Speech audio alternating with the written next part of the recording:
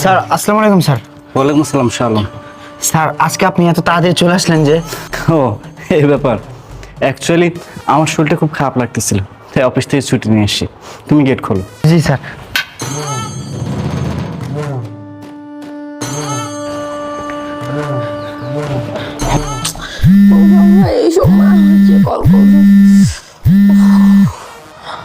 Hello, madam madam sir তো চলে আসছে ম্যাডাম।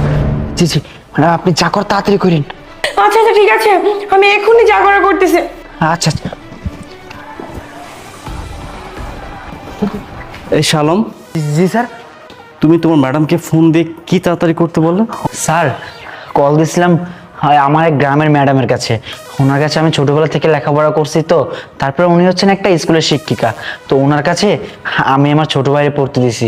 স্যার বুঝেনি তো যে ছোট ভাইয়ের পরীক্ষা